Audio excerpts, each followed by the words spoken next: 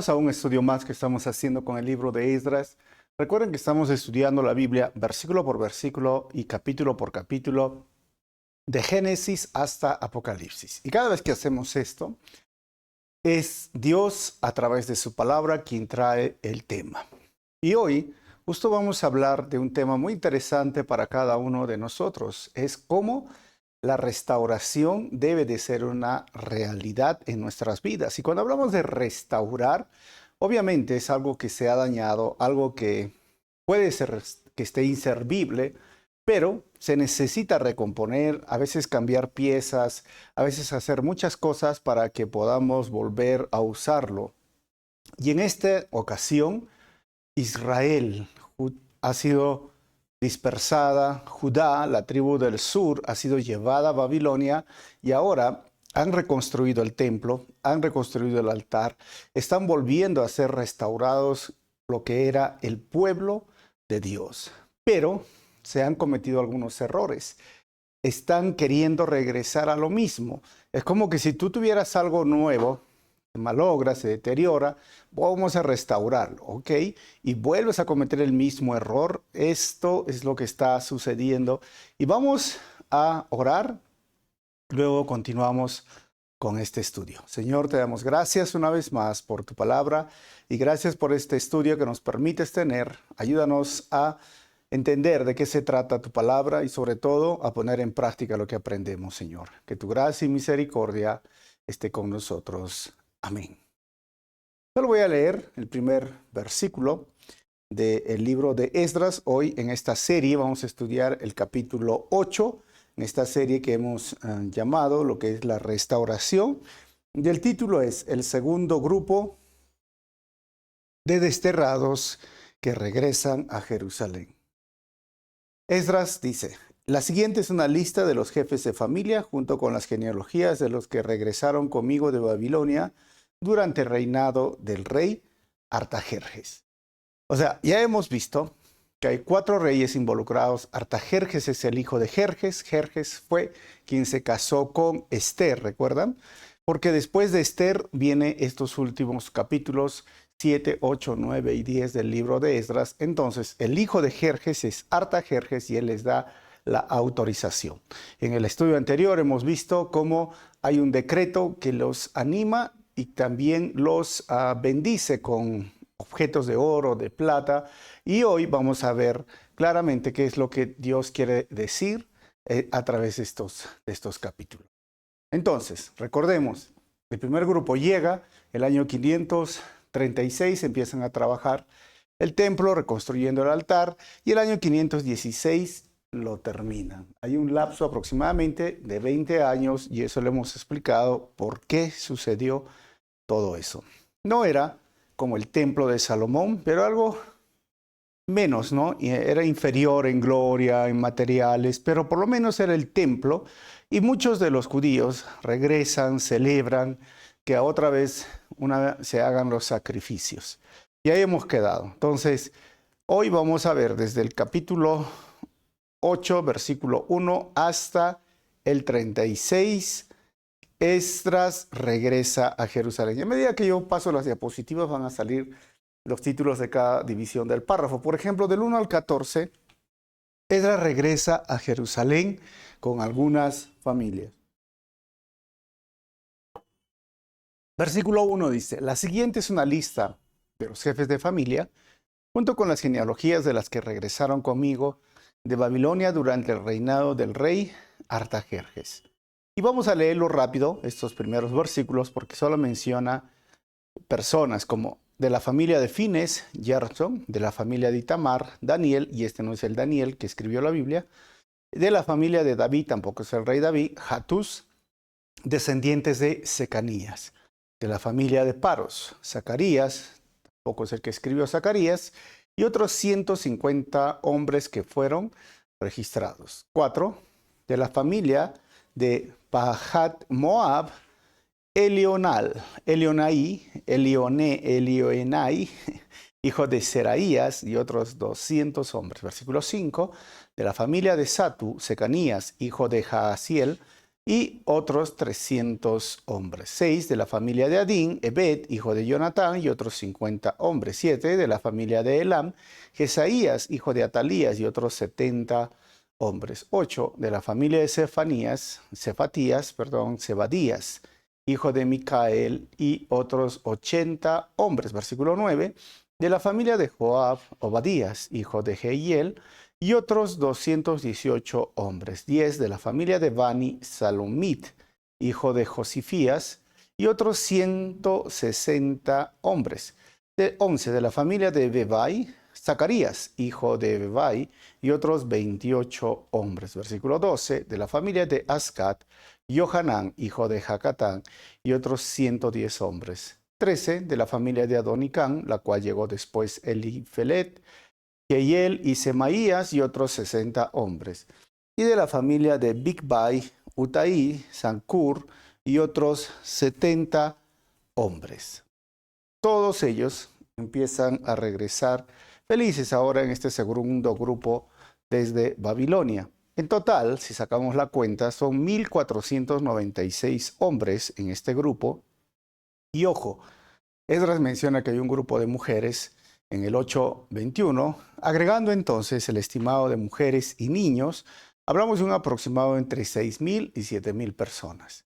A diferencia que el primer grupo fue 50,000 personas aproximadamente. Del versículo 15 al 20, la segunda parte de este versículo es: Esdras regresa a Jerusalén con algunos levitas. Dice el versículo 15: entonces reuní a los desterrados junto al canal de Ahava y acampamos allí 3 días. Mientras revisaba la lista de las personas y los sacerdotes que habían llegado, descubrí que ni un solo levita se había ofrecido para acompañarme. Hay una diferencia entre lo que son los sacerdotes y los levitas. Ojo, todos vienen de la tribu de Leví, o sea, del hijo de Jacob. Pero Leví tuvo 3 hijos, Gerson, Coat y Merari. De los hijos de Coat están Amram, Ishar, Hebrón y Uziel. Y de los hijos de Amram están Moisés y Aarón. ¿Y quiénes son Moisés y Aarón? Obviamente el libertador, y Aarón el primer sumo sacerdote. Aarón, solamente sus descendientes podían ser sacerdotes. Tuvo 4 hijos, Nadab, Abiú, Eleazar e Itamar. Y Nadab y Abiú murieron al presentar fuego extraño, y esa historia la hemos narrado en el libro de Éxodo. Y Eleazar fue el siguiente sumo sacerdote cuando Aarón falleció. Entonces, los hermanos de Coat, Gerson y Merari eran lo que se le consideraba los levitas. Les voy a explicar mejor. Por ejemplo, los hijos de Aarón, Gerson, Coat y Merari.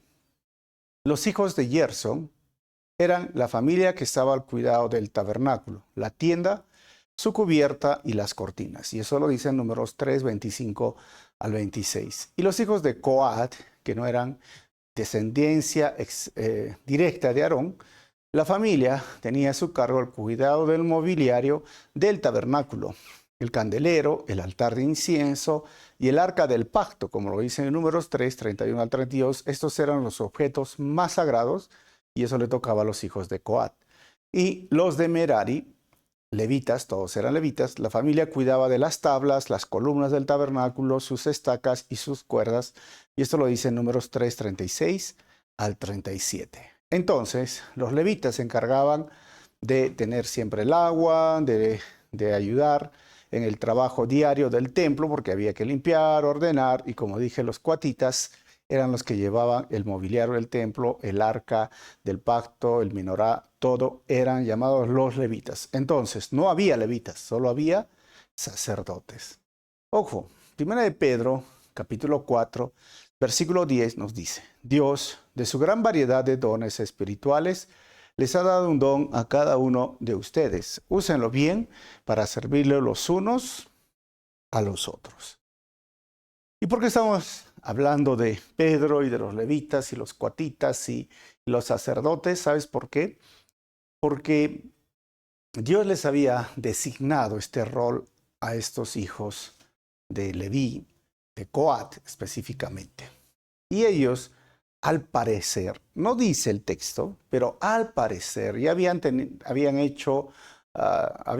como decimos popularmente, echado raíces en ese lugar. Es decir, tenían quizás una propiedad, un negocio, algo, y regresar a Jerusalén, que recién estaba empezando, siendo restaurada, era un tema muy difícil para ellos. Así que, entonces, no había levitas. El don, el regalo que Dios les había dado al escogerlos, no lo estaban poniendo en acción.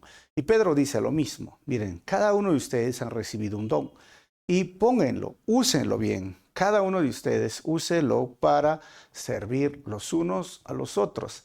Y hoy día es igual, ¿no? Hay muchas personas que tienen un don, que vienen dentro de la iglesia y a veces no lo usan y por varias razones. Uno, porque se esconden, otros porque quizás están más cómodos en otras actividades, porque demanda compromiso.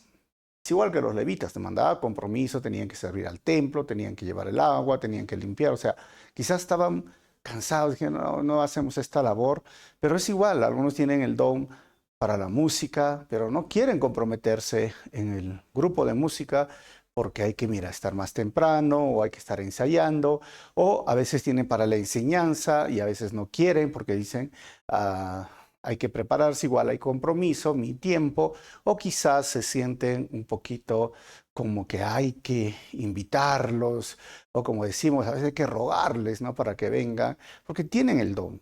Pero, ¿sabes? No escondan ese don. Estos levitas estaban ahí escondiéndose y recuerden, la palabra de Dios nos dice que los dones son para beneficio de los otros, es decir, los dones otorgados al Hijo de Dios son regalos de parte de Dios para beneficio de su pueblo, no para beneficio personal. Así que el primer problema que enfrenta son los levitas. ¿Y cómo lo soluciona Esdras? Dice el versículo 16, entonces mandé a llamar a Eleazar. Ariel, que es otra persona, Semaías, el Natán, Jarib, el Natán, otra vez, Natán, Zacarías y Mesulán, los cuales eran jefes del pueblo. Y también mandé llamar a Joiarib y Einatán, quienes eran hombres con discernimiento, nombres para sus hijos también, ¿no? Esos nombres complicados y bíblicos. 17. Los envié a ver a Ido, el líder de los levitas, de Casifia, para pedirle a él, a sus parientes y a los sirvientes del templo que nos enviaran ministros para el templo de Dios en Jerusalén. Recuerden que ministros significa aquellos que sirven. 18. Como la bondadosa mano de nuestro Dios estaba sobre nosotros, nos enviaron a un hombre llamado Serebías, junto con 18 de sus hijos y hermanos. Serebías era muy sagaz, un descendiente de Mahli, quien era descendiente de Leví, hijo de Israel. 19. También enviaron a Hasabías, junto con Jesaías, de los descendientes de Merari, a 20 de sus hijos y hermanos, y a 220 sirvientes del templo. Y los sirvientes del templo, un grupo de trabajadores instruidos originalmente por el rey David y sus funcionarios, eran ayudantes de los levitas. Todos estaban registrados por nombre. ¿Se dan cuenta? Se solucionó el problema en este momento y ahora ya estaba completo el grupo. ¿Por qué? Porque Dios estaba, como dice el texto, la mano del Señor. Y saben, hay 8 ocasiones donde el texto lo menciona. La mano del Señor estaba con ellos. No podían irse sin los levitas. Vamos a ver la tercera parte ahora de este capítulo, del versículo 21 hasta el versículo 23. Esdras regresa a Jerusalén y suplica por protección. Versículo 21, allí junto al canal de Ahava, di órdenes de que todos ayunáramos y nos humilláramos ante nuestro Dios. En oración le pedimos a Dios que nos diera un buen viaje y nos protegiera en el camino, tanto a nosotros como a nuestros hijos y nuestros bienes. Miren, iban a emprender un viaje desde Babilonia, si ves en el mapa, hasta Jerusalén. Un viaje que era por una tierra bien complicada. Es decir, pasaron 80 años después del primer viaje que emprendió Zorobabel, y la distancia desde Babilonia a Jerusalén aproximadamente eran 1500 kilómetros. El tiempo del viaje iba a ser 4 meses y este terreno era árido, seco y rústico. Tenían que ir en camellos, en caravana, tenían que ir con los hijos, con la familia, con cosas. Por eso es que ellos oraron. Y sabes qué, hermanos, siempre es bueno orar antes de emprender un viaje y pedir por la protección de Dios. Nunca te olvides, Esdras nos enseña todo esto. Ahora, el versículo 22 dice, pues me dio vergüenza pedirle al rey soldados y jinetes que nos acompañaran y nos protegieran de los enemigos durante el viaje. ¿Por qué le dio vergüenza? Después de todo, dice Esdras, ya le habíamos dicho al rey que la mano protectora de nuestro Dios está sobre todos los que lo adoran. Pero su enojo feroz se desata contra quienes lo abandonan. Versículo 23, así que ayunamos y oramos intensamente para que nuestro Dios nos cuidara y Él oyó nuestra oración. O sea, Esdras es claro cómo él entiende quién es Dios. Y hay dos cosas muy importantes en estos versículos. Ya estamos viendo el tiempo de oración, el tiempo de acercarse, el tiempo de hacer ayuno, el tiempo de entregarse básicamente al cuidado, a la mano protectora de Dios durante todo este viaje. Y hemos dicho que es importante orar. Es importante orar siempre antes de emprender un viaje. Pero lo segundo es que le dio vergüenza, ¿sabes por qué? Porque el rey le dio mucho, mucho, y darle soldados, él hubiera dicho, ya, pues recibo tus soldados, pero también quería demostrarle quién era Dios. ¿Quién era Dios? El Dios soberano, el Dios protector, el Dios que cuida, el Dios que no necesita un ejército para poder darle salvación o protección a sus hijos. Esto no es lo mismo que hizo Nehemías. Vamos a ver que Nehemías es el tercer grupo que viene ahora a Jerusalén y reconstruyen los muros, pero Nehemías sí aceptó que el ejército lo acompañara. Esdras no lo hizo por la cantidad de regalos, por la cantidad de oro, por la cantidad de favor, porque quería enseñarle al rey Artajerjes que Dios es el único Dios, Dios es el soberano, Dios es el rey de reyes, y esto no podemos hacerlo ni separarlo de la parte espiritual. Si bien es cierto, dice, yo me puedo proteger, yo tengo un seguro de viaje o voy en la mejor empresa, sabes, hagas lo que hagas, ora, encomiéndate al Señor, al soberano Dios, al poder del Señor. Y esto, hermanos, siempre es bueno prepararse espiritualmente antes de emprender un viaje o actividad.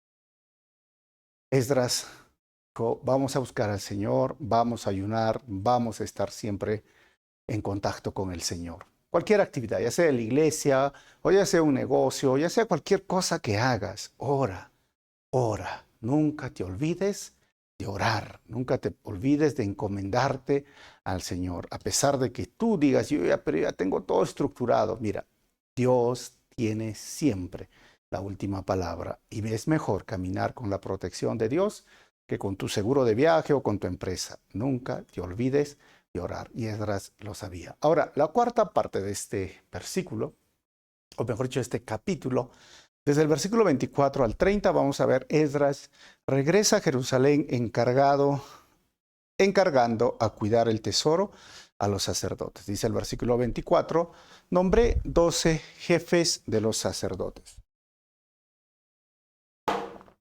Serebías, Hasabías y otros 10 sacerdotes. Los sacerdotes obviamente vestían diferente. Este es el sumo sacerdote y los sacerdotes eran muy parecidos, pero tenían una túnica diferente a los levitas. Y entonces ellos se encargan de ¿qué? Versículo 25, para que se encargaran de transportar la plata, el oro, los recipientes de oro y los demás artículos que el rey, sus consejeros y funcionarios y todo el pueblo de Israel había presentado para el templo de Dios. Y hemos visto la lista, en Esdras, el capítulo 6, el capítulo 7, cómo es que sucede todo esto. Versículo 26, pesé el tesoro mientras se lo entregaba a ellos Y el total sumaba lo siguiente. Miren la cantidad de dinero y de tesoros, ¿no? 22 toneladas de plata. O sea, son 22.000 kilos de plata. 3.400 kilos de objetos de plata. Y 3.400 kilos de oro. Si lo trasladaríamos a nuestro mundo, son millones de dólares. 27.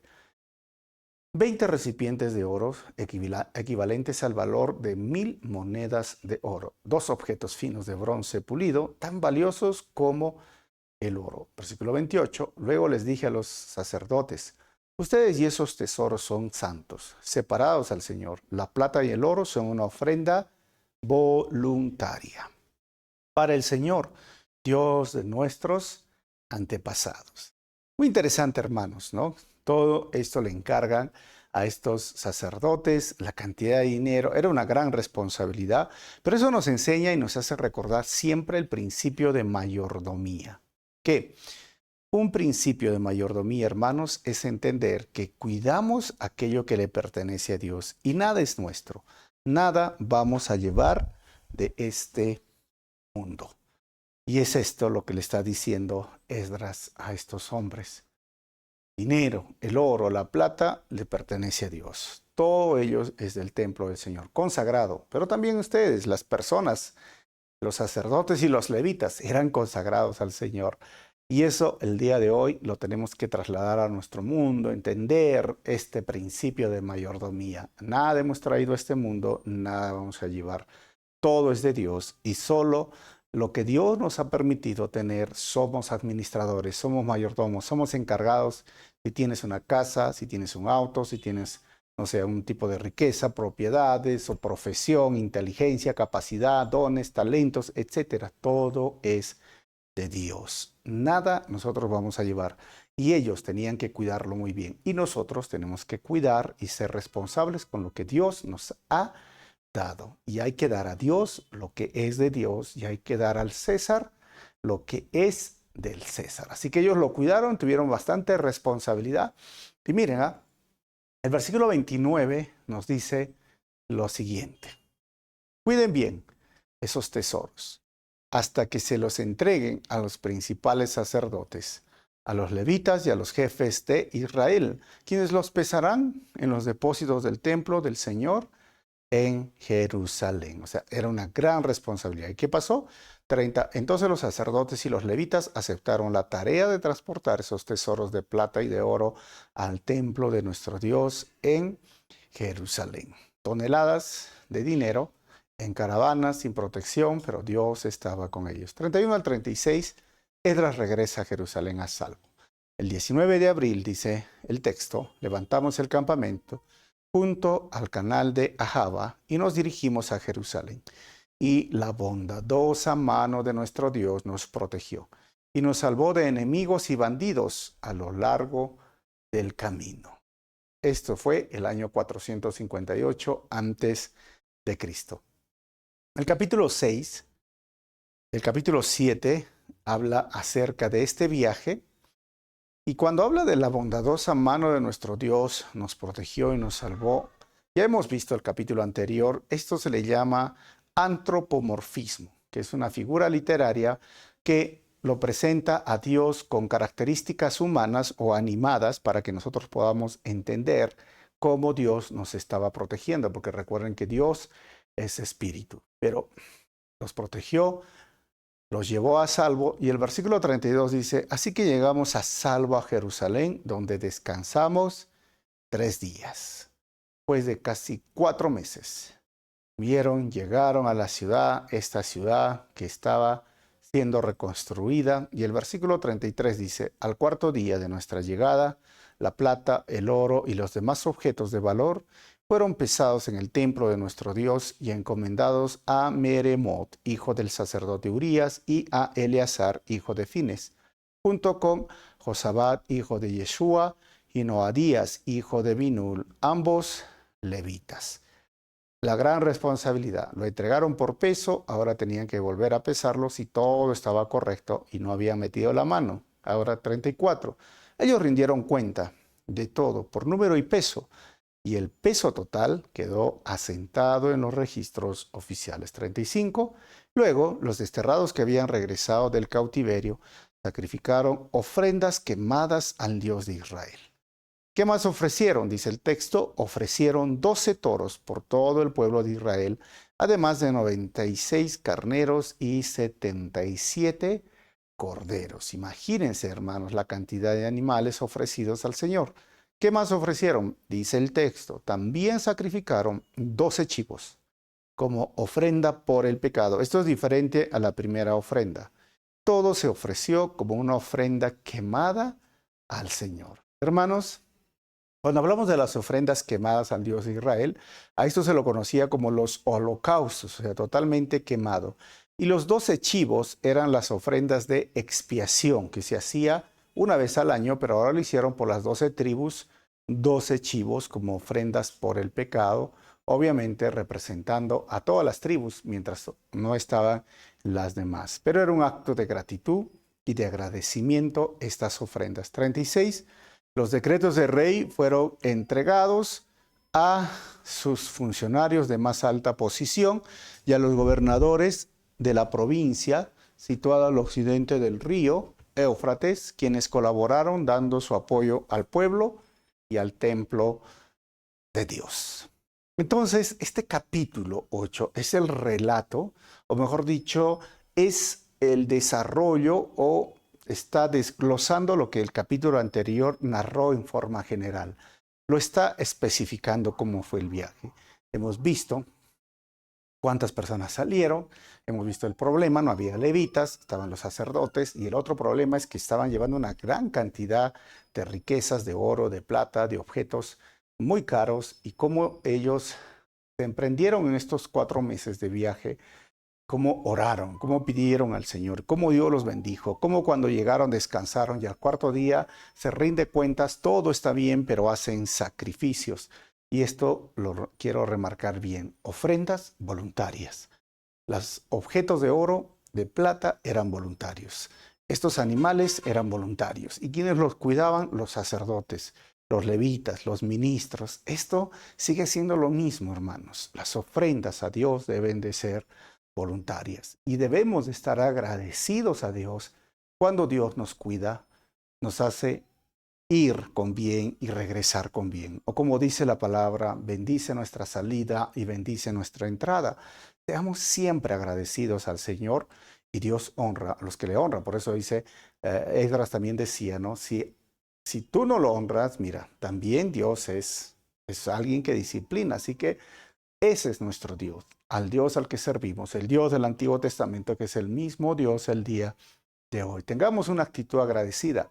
Pablo siempre dice, cada uno de según lo que ha dispuesto en su corazón. Ahora, vamos a ver el siguiente capítulo de esta serie que estamos viendo, Restauración, y es el capítulo 9. La próxima semana terminamos con el capítulo 10, pero hoy vamos a ver las reformas de Esdras en Jerusalén. Y el texto son 15 versículos. Vamos a ver sobre los matrimonios mixtos. Versículo 1 al 2, los matrimonios mixtos han corrompido al pueblo santo. Una vez realizadas estas cosas, los líderes judíos vinieron a verme y dijeron, miren lo que le dijeron, muchos del pueblo de Israel e incluso algunos sacerdotes y levitas no se han mantenido separados de los otros pueblos que viven en esta tierra. Han adoptado las prácticas detestables de los cananeos, los hititas, los fereceos, los jebuseos, los amonitas, los moabitas, los egipcios y los amorreos. O sea, fueron a hablar con Esdras y estaban preocupados por este otro problema que apareció. Versículo 2, pues los hombres de Israel se han casado con mujeres de esos pueblos y también las han tomado como esposas para sus hijos. De manera que la raza santa se ha corrompido a causa de esos matrimonios mixtos. Peor aún, los primeros en cometer este ultraje han sido los líderes y los funcionarios. Esdras recibe estas noticias y están preocupados porque ese fue el problema para que Dios disciplinara y los llevara 70 años a Babilonia. Y recuerden, en el tiempo del rey Salomón, que tuvo 700 mujeres, también hubo este momento que se casó con mujeres que no eran del pueblo de Dios, que pusieron ídolos, sus imágenes en el templo y su corazón se desvió. El tiempo de los jueces también fue lo mismo. O sea, realmente es difícil entender esa situación. Pero hoy también sigue siendo lo mismo para el pueblo de Dios. Si bien es cierto, eso era en el pueblo de Dios, miren, 2 Corintios capítulo 6, versículo 14 dice, no se asocien íntimamente con los que son incrédulos. ¿Cómo puede la justicia asociarse con la maldad? ¿Cómo puede la luz vivir con las tinieblas? O sea, realmente este es el tema que lo conocemos como el yugo desigual y que viene desde el Antiguo Testamento. Esto no es nuevo para los cristianos. Hoy, entiéndanlo, cristianos, solteros, solteras. No había una ley que les permitía hacer esto. Al contrario, la ley decía, no te cases con estos pueblos. ¿Por qué? Porque la idea era mantener la genealogía o el linaje puro para la llegada de nuestro Señor. Pero también era para proteger su corazón de la idolatría. Como les mencioné, los jueces también hicieron lo mismo y cayeron con la idolatría. Y el hombre más sabio del mundo, así se lo conoce, Salomón, también cayó en la idolatría. Y si tú eres más sabio que Salomón, uy, deberías continuar una relación ah, así con este yugo desigual. Pero si no eres tan sabio como Salomón, obedece las cosas simples y básicas y sencillas. No hay intimidad, no se asocian íntimamente con los incrédulos. No hay una asociación, la justicia con la oscuridad, la luz con las tinieblas. O sea, no pueden cohabitar, porque es una cuestión de intimidad a sus seres o a un ser espiritual específicamente. O sea, el cristiano, la cristiana que ama a Dios, que honra a Dios, que está en una iglesia, difícilmente se va a ir amando a esos ídolos, pero sabes, no significa que no va a caer cuando se comprometa íntimamente con una persona que adore a ídolos o no adore a Dios. O sea, mira, si no ama a Dios, no te va a amar a ti. Si no ama a Dios, no va a respetar sus mandamientos y no vas a vivir esta intimidad con tu pareja, porque la intimidad no es algo que simplemente se da en base a una relación sexual, empieza en la espiritualidad, empieza a quién sirvo. Muchas de las situaciones que en mi experiencia hemos soportado, hemos superado y hemos salido adelante en el matrimonio es por la espiritualidad, porque yo me someto a Dios y rindo cuentas a Dios. Y mi Dios me dice, tienes que perdonar, tienes que ser fiel, tienes que amar, tienes que ser un buen padre, tienes que ser un buen esposo, porque si fuese por mí, yo no quisiera estar de repente en esta situación, pero sabes, lo hago porque amo a Dios y mi esposa ama a Dios, porque ese es el punto de la intimidad y del matrimonio. O sea, hermanos, lo que ellos hicieron es empezar a producir otra vez la ira de Dios. Pero la verdadera intimidad, hermanos, de la unión de dos personas en el matrimonio no comienza en la cama, sino en la espiritualidad de ambos. Por eso esto es un problema ya en el Antiguo Testamento, en el Nuevo Testamento, y créanme, hasta en este año sigue siendo el mismo problema. Los jóvenes no aprenden, no entienden, los solteros creen que no les va a pasar, creen que su corazón no va a cambiar respecto a quién adoran y a quién sirven. Al contrario, piensan disipular o convertir a ese hombre, a esa mujer que no ama a Dios y sabes, no funciona, no resulta. Entiéndanlo muy bien. El hombre más sabio, más poderoso, con más dinero, no hubo como otro como Salomón. Compuso miles de proverbios, el cantar de los cantares, pero terminó adorando a los ídolos que las otras mujeres que no eran creyentes ni amaban a Dios le impusieron poco a poco y por ese motivo el reino se dividió. Dios le dijo, tu corazón se ha alejado de mí. Poco a poco sucede esto. Así que aprende de los errores de aquellos hombres o mujeres que ya han experimentado y les ha ido muy mal. La segunda parte de esto, versículo 3 al 4, los matrimonios mixtos producen una reacción en Esdras. Versículo 3, al oír esto, dice el texto, me rasgué el manto y la camisa, me arranqué el pelo de la cabeza y de la barba, y me senté completamente horrorizado. Este era un símbolo del duelo, rasgarse la prenda que tenía, echarse algo en la cabeza, empezar a llorar. Y el 4 dicen, todos los que temblaban ante las palabras del Dios de Israel vinieron y se sentaron conmigo a causa de este ultraje cometido por los que habían regresado del destierro. Allí me quedé sentado, totalmente horrorizado, hasta la hora del sacrificio vespertino. A las 9 y a las 3 eran los sacrificios, pero ahí se quedó Esdras y muchas personas lo vieron. ¿Por qué estás así? ¿Qué pasó? Del 5 al 15, los matrimonios mixtos llevan a orar y suplicar por la culpa de pecado a Esdras. Miren, a la hora del sacrificio me levanté de donde había estado sentado haciendo duelo, porque esa es la señal de duelo, con mis ropas rasgadas. Caí de rodillas y levanté las manos al Señor, mi Dios. Vamos a ver la oración intercesora de Esdras y aprender también de él. Versículo 6. Hice la siguiente oración. Oh Dios mío, estoy totalmente avergonzado. Me da vergüenza elevar mi rostro a ti, pues nuestros pecados se han amontonado tanto que son más altos que nosotros. Y nuestra culpa llega a los cielos.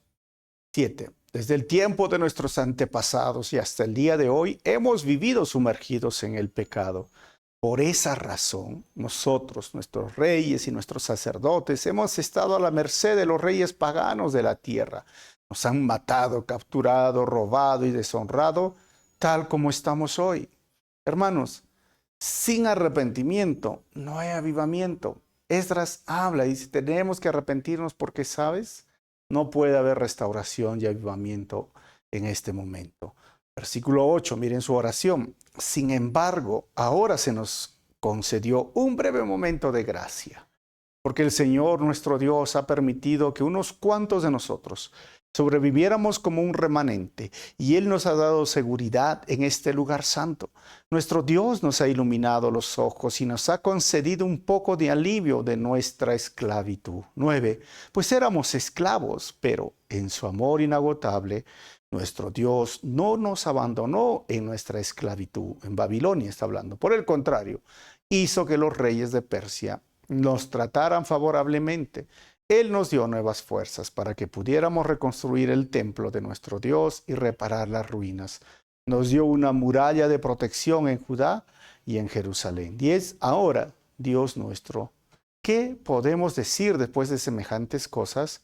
Pues una vez más hemos abandonado tus mandatos. 11. Tus siervos, los profetas, nos advirtieron cuando dijeron, la tierra en la que están a punto de entrar y poseer está totalmente contaminada por las prácticas detestables de los pueblos que los habitan. De un extremo al otro, la tierra está llena de corrupción. 12. No permitan que sus hijas se casen con los hijos de ellos. No tomen a las hijas de ellos como esposas para sus hijos. Jamás promuevan la paz y la prosperidad para esas naciones. Si ustedes siguen estas instrucciones, serán fuertes.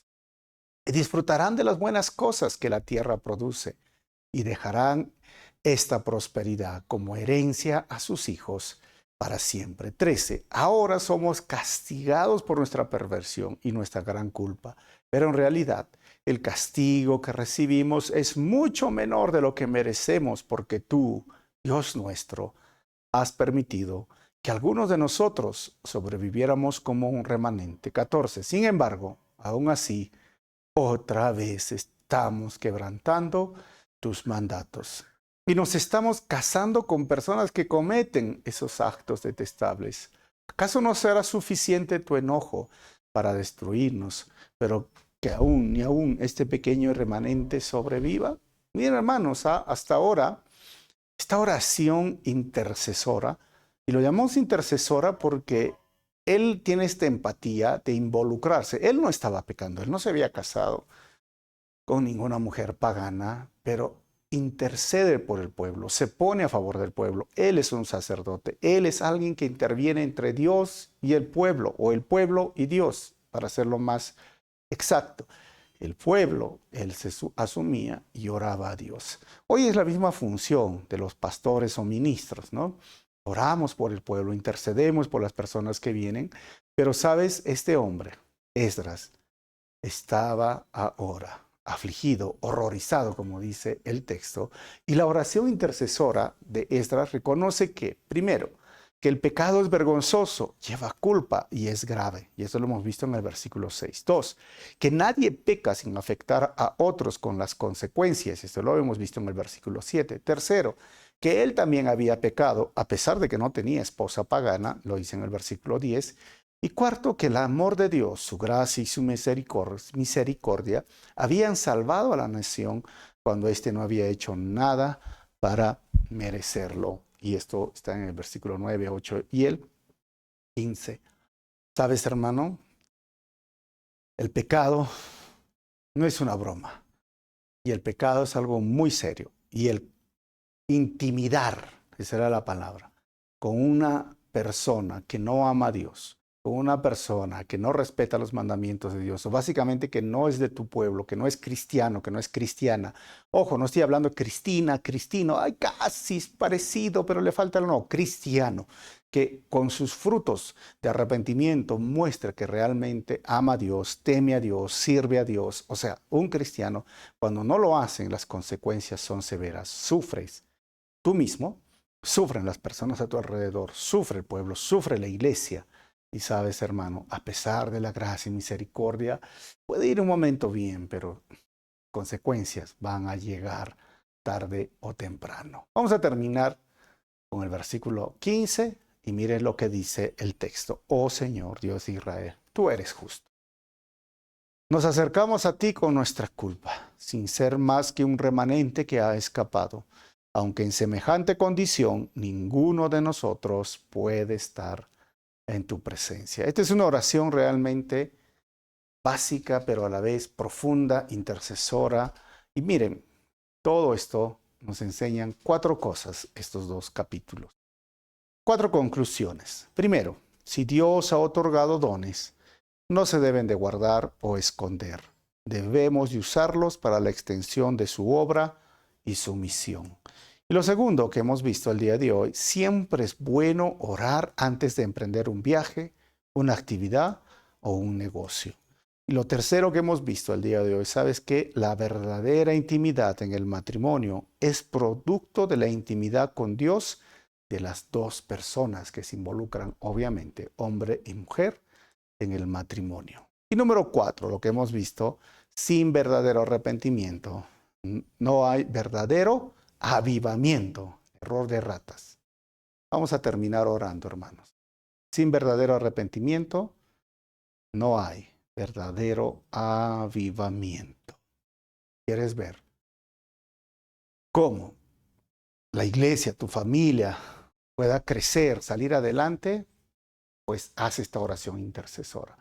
Dile al Señor, perdónanos. Haz como Esdras, busca en la gracia, en la misericordia del Señor.